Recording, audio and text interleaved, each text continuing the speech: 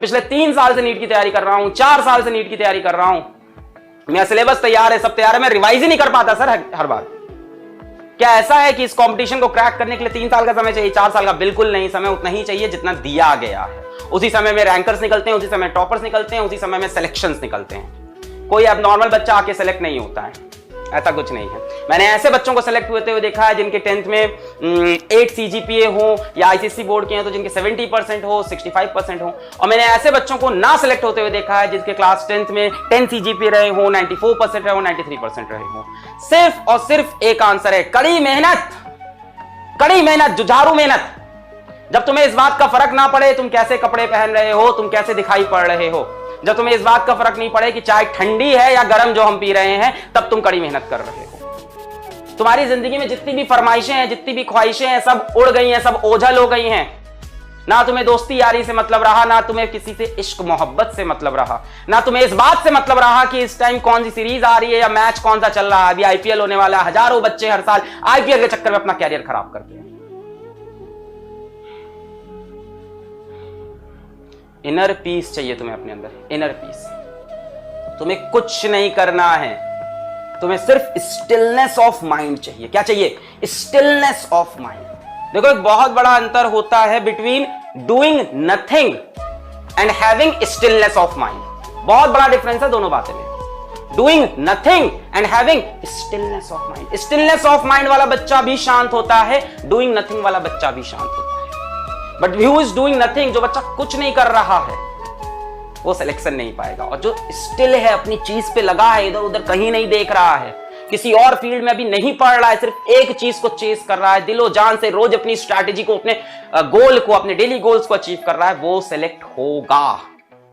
कोई extra ordinary चीज करके सिलेक्शन नहीं होता है, सिर्फ ऑर्डिनरी चीजों को रिपीटेड वे में, सेम ट्रैक में कंसिस्टेंट होके करना पड़ता है, और कंसिस्टेंसी गायब होती है हम सब में। कंसिस्टेंसी हमें गायब होती है। हफ्ते में 2 अच्छे दिन होते हैं पढ़ाई के, 5 खराब दिन हो जाते हैं, और उन 2 अच्छे के दिन पे, 2 अच्छे दिनों के दम पे हम 2 हफ्ते बिताते हैं कि यार पिछले ट्यूसडे तो हमने 8 घंटे पढ़ दिया था, क्या बात है, उस मंडे तो हमने 10 घंटे पढ़ दिया था। जरूरत नहीं है आपको, आप रोज 6 घंटा पढ़ो, पर रेगुलर पढ़ो। कंसिस्टेंसी बहुत टफ चीज है, आई एग्री। क्या चाहिए होता है पता है उसके लिए? स्टिलनेस ऑफ माइंड, पीस, शांति। आप 10 झमेलों में खुद को मत फंसाओ, आप अपने लाइफ के एम के लिए क्लियर रहो। Finding the group. आपके घर में सारा दिन समोसे कचौरियां खाते हो, आप कैसे सैलेड वाली डाइट पे जा सकते हो? समोसे कचौरी टेस्टी होते हैं तो मन करेगा आपका खाने का, और आसपास होगा तो ज्यादा खाओगे। अब आपके दोस्त सारे नॉन सीरियस हैं, जो पढ़ाई के बारे में ज्यादा, Facebook is the biggest book they have, that's the most important book for them, it is not a book actually. Then how will you study? Easy थोड़ा ना होता है पढ़ना। मैं कहा कभी इजी है? मन तो करता ही है, लेटो इंस्टाग्राम पे फोटो लाइक करो, obviously more fun, nobody is denying that, but you have to say no, my goal is more important than Instagram. और अगर आपकी कंपनी अच्छी होती है तो वो बहुत जरूरी है। एक चीज जो लोग ओवरलुक करते हैं, when you join something like a preparation, like a PACE preparation program or something, the teachers are one thing, but the other students there are also important. आपकी जो संगत है, वो संगत बहुत जरूरी है। So you will get the right group if you are around people who are equally serious about your same goal.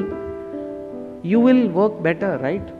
आप एक छोटे से क्वेश्चन का यार आंसर करो। आपको किस दिन बढ़िया नींद आती है? उस दिन जिस दिन आपने PUBG खेल रखा होता है, दोपहर में सोए हुए होते हो, टाइम वेस्ट किया होता है, या उस दिन जिस दिन हमने दबा के 6, 8, 10 घंटे यार बैठ के पढ़ाई की होती है, उस दिन ना। सो फिर यार क्यों हम उस मोमेंटरी खुशी के लिए अपनी इस पढ़ाई को सैक्रिफाइस कर रहे हैं, जो कि हमें यार रात को अच्छी नींद भी देती है और लॉन्ग टर्म में भी फायदा देने वाली है। तो अभी आपके पास अगर 100 मिनट हैं तो उन 100 में से आपको एटलीस्ट 60 to 65 मिनट्स कहां डालने चाहिए? रिवीजन के अंदर, प्रीवियस ईयर क्वेश्चंस के अंदर, ठीक है। और जो आपकी बची हुई भाई 30-35 मिनट्स हैं, वो हम कहां डाल रहे होंगे? वो हम डालेंगे भाई अपना उन टॉपिक को कवर करने में जो कि आपके वीक हैं। जो कि आपके वीक है कि भाई ये मैंने पढ़े तो थे पर अब उतने स्ट्रांग नहीं है, तो अब मैं जाके इन्हें स्ट्रेंथन कर लेता हूं। मेजॉरिटी टाइम हमारा जा रहा होगा रिवीजन के अंदर, क्योंकि वहीं हमारे नंबर बचे हुए हैं। JEE mains is a exam जिसमें रिवीजन वाला बंदा जीतता है, सिलेबस कंप्लीट करने वाला नहीं। चीज समझ में आ रही है हमें? एडवांस और मेंस वो एग्जाम है जहां रिवीजन वाला बच्चा जीतता है, सिलेबस कंप्लीट करने वाला नहीं। अब हम नेक्स्ट चीज के ऊपर आते हैं, वो है वो बच्चे जो कि क्लास 11th के अंदर हैं।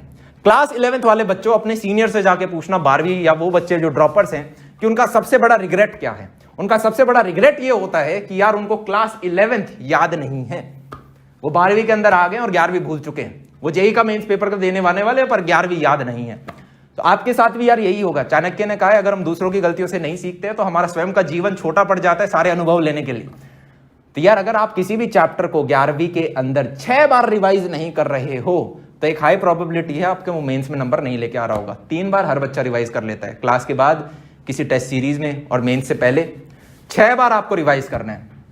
सेकंड टिप यार, 11th में जोश ज्यादा होता है। आप मल्टीपल टीचर से पढ़ना चाहते हो, मल्टीपल किताबों से पढ़ना चाहते हो, नहीं, एक किताब एक टीचर, ये रूल होना चाहिए। अपना टीचर ढूंढने में समय लगाओ, महीना लगा दो, पर एक बार टीचर फाइनल कर लिया तो उनसे ही पढ़ो, ठीक है। ऑनलाइन में आप कहीं भी जाते हो यार, आपके पास बहुत सारे ऑप्शंस होते हैं, तो अपना फेवरेट टीचर पकड़ो, पर फिर आप पढ़ना उन्हीं से। फिर लास्ट चीज के ऊपर आते हैं यार, वो ये कि आपका self study time should be greater than tuition time. अगर मैं अपने बच्चों को 6 घंटे फिजिक्स पढ़ाता हूं तो मैं उन्हें बोलता हूं कि यार 10 घंटे आपको खुद पढ़ना पड़ेगा। अगर आप वो 10 घंटे सेल्फ स्टडी नहीं कर रहे हो तो स्वयं कृष्ण भगवान भी नीचे आके आपको पढ़ाएंगे यार, तो आपको क्लियर होने की कोई गारंटी नहीं है।